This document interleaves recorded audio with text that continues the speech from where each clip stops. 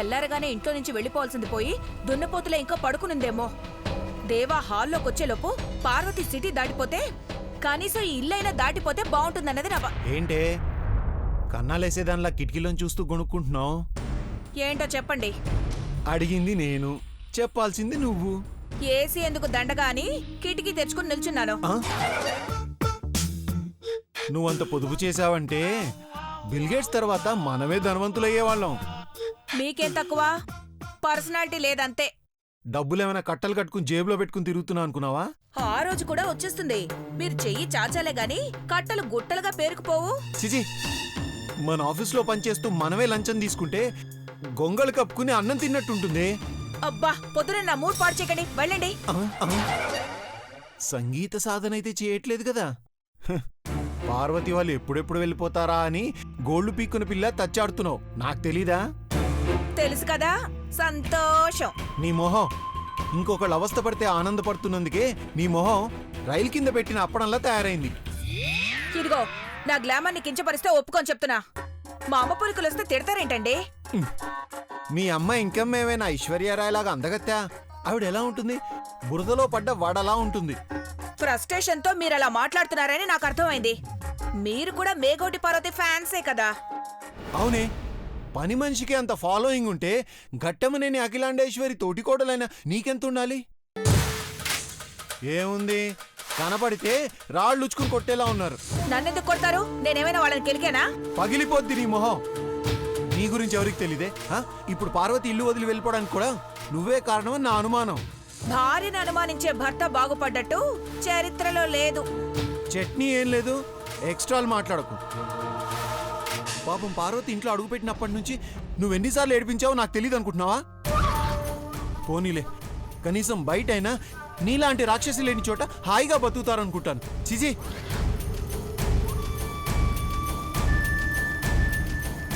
ఈయనకేమొచ్చింది? భారీ డైలాగులు కొట్టేసి వెళ్ళిపోతున్నారు. అమ్మా సుంకాలమ్మ తల్లి, తొందరగా పార్వతిని పంపించేయి.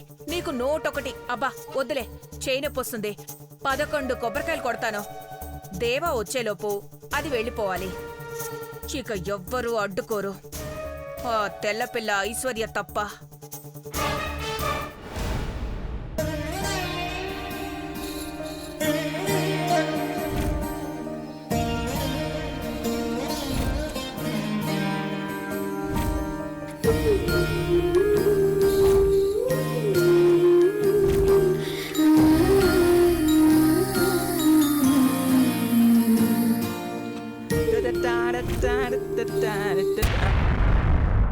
జ్వరం వచ్చిన కోతులు అలా ఉన్నావేంటే? రోజు పొద్దు పొద్దున నమ్మే సెటైర్లు కుళ్ళిజోకులైతే ఈ అని పళ్ళు గిలించేదానివి. ఇప్పుడు నోరు కూడా తెరవట్లేదు. కొంపదీసి బ్రష్ చేయలేదా? యాక్టింగ్ చేస్తున్నావా లేకపోతే నీ బాడీ లాంగ్వేజ్ ఇంతేనా? అదేంటి అలానేసావు? తెల్లారితే పార్వతి మనందర్నీ వదిలి వెళ్ళిపోతుందన్న బాధ నీలో లేకపోవడం చూస్తే నిజంగా చాలా ఆశ్చర్యం వేస్తుంది. అంటే నీకిన్నాళ్ళు సర్వీస్ చేసిన వాళ్ళు శాలరీ తీసుకుని వెళ్ళిపోయే వాళ్ళలాగే కనిపిస్తారా? చచ్చా, అలా అనుకోకు. భారత్ అంటే నాకు చాలా అభిమానం, గౌరవం కూడా. కానీ అమ్మ వెళ్ళిపోమని చెప్పాక బాధపడ్డ ప్రాధేయపడ్డ నిర్ణయం మార్చుకోదని తెలుసు కదా. ఒక అమాయకురాలు ఏ తప్పు చేయకుండా బలైపోయిందనే బాధగా ఉందిరా. ఏ తప్పు చేయలేదంటావేంటి? బొమ్మ మీద అలా రాయడం తప్పే కదా. అలా రాసింది పార్వతి అంటావా? రాయిదని తెలుసు, కానీ రాసిందెవరూ నిరూపించలేకపోతే తల ఉంచుకుని గడప దాటకు తప్పదు. బ్రో విషయంలో పొరపాటు జరిగితే అమ్మ క్షమిస్తుందన్న ప్రసక్తే లేదు. So sad. భారతిని గుర్తుపెట్టుకోవడం తప్ప వెళ్లకుండా అడ్డుకోలేం. చాలా బాగా చెప్పావురా. రేపు నీ గ్లాస్లో రంగురాళ్ళైపోయినా నా పరిస్థితి కూడా అంతేనా?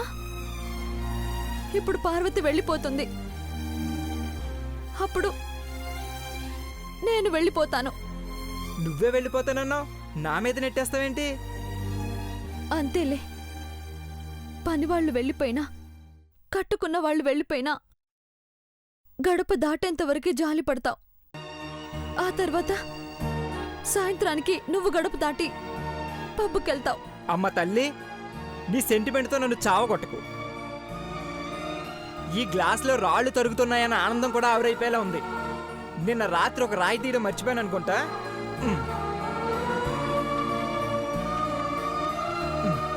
వస్తా.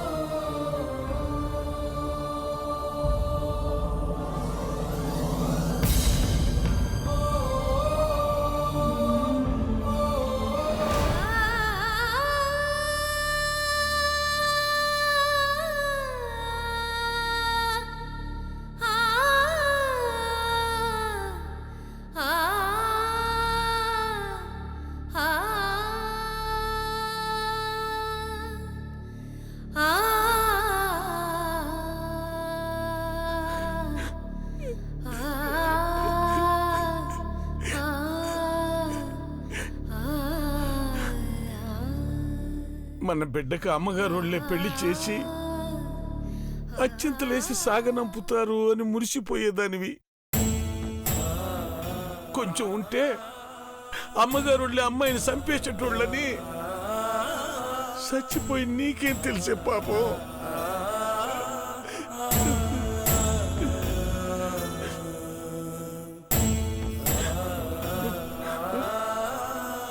వెళ్ళిపోతున్నాం సాయిత్రి, మళ్ళా మనూరికే పోతాం. మెతుకు పడకపోయినా మాట పడకుండా బతకొచ్చు. మట్టి మడుచుల నడుమ ఉండొచ్చు గానీ ఈడు ఉండలేమే. ఉండనీరు. విసిరినదా విధిగాలం, మిగిలినదా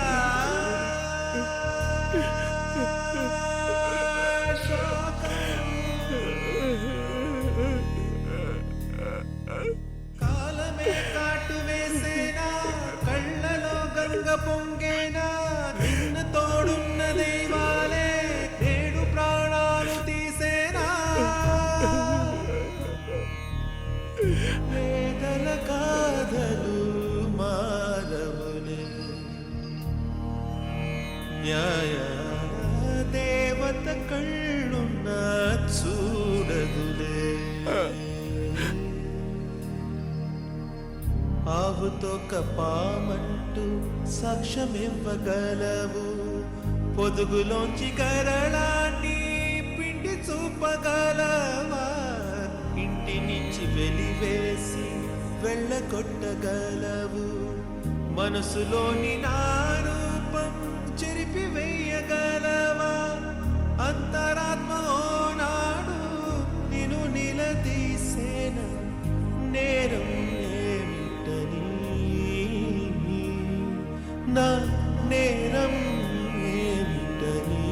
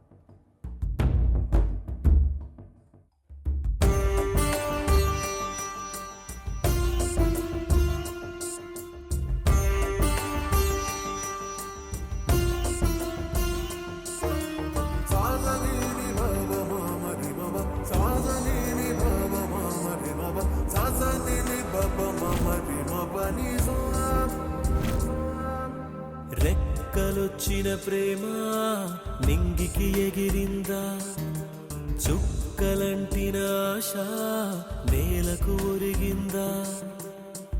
ఒక ప్రేమను కాదందమ్మా ఇప్పుడింకో ప్రేమ, ఇక ఇంటికి రానందమ్మా ఎదరాజీనామా. కురిసే కన్నీరే వరదయ్యే వద్దమ్మా, ఒగ్గై. దేవుడు బొమ్మయ్యా. దేవుళ్ళే వద్దు పొమ్మన్నాక బొమ్మనే చేస్తావమ్మా.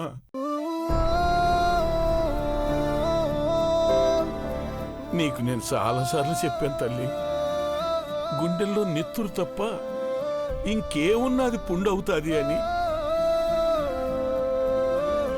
ప్రేమ ఉన్నదనుకో, అది ఇంకా పెద్ద రోగం, సచ్చేదాకా వదలదు. గడప దాటి వెళ్ళిపోయేటప్పుడు ఇట్టటి గుర్తులు ఒగ్గేసిపోతేనే మళ్ళా మన పనిలో పడి మనం బతకగలుగుతాం.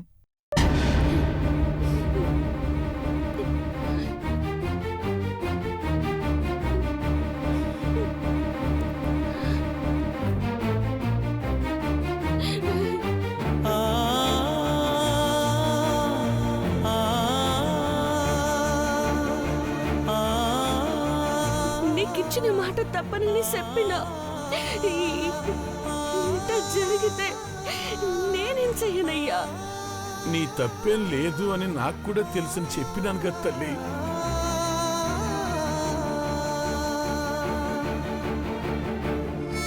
ఇన్నేళ్ళు సేవ చేసిన చివరికి జీతం తీసుకుని నా కొడుకు అనేసినారు. మన బతుకేంతో మనకు అర్థమైపోనాక ఏంనే బతకాలి అనుకుంటే వాళ్ళు అన్నట్టు నాను కూడా ఈ శ్వాసం పోగొట్టుకున్న కుక్కలా గేట్ కాడ పడుండాలమ్మా.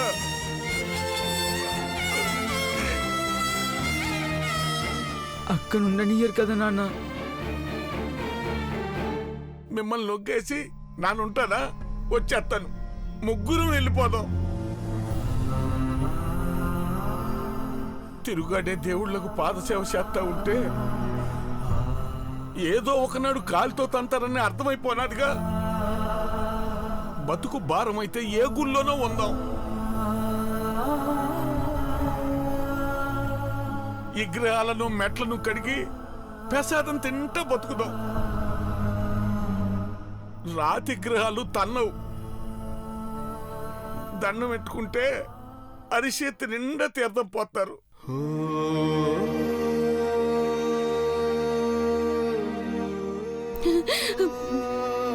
పెద్దబాబు గారిచ్చిన బొమ్మయ్యా ఒక్కేసి పోతా ఉంటే పానం పోతాంది. తప్పు చేయకపోయినా తప్పుడు మనసుల్లా తలంచుకొని పోతా ఉన్నప్పుడు సంచిలో ఏదో ఎట్టుకుని పోతున్నారని సామాన్లన్నీ కింద వేశారనుకో, అప్పుడు ఈ బొమ్మ కనిపిస్తే ఈసారి తుపాకీ నీ నెత్తికి కాదు నా గుండెలకి ఎడతారు.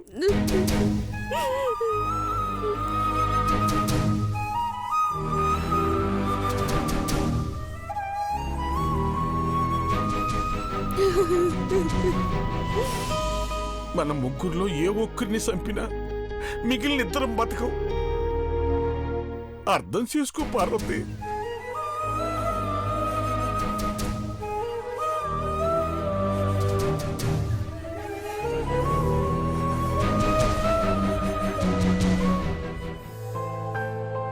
వెళ్ళిపోదాం పదక్క. గుండె బరువైనాక ఇంకేం పట్టుకున్నా మొయ్యలేం. పద పదరా. పదక్క.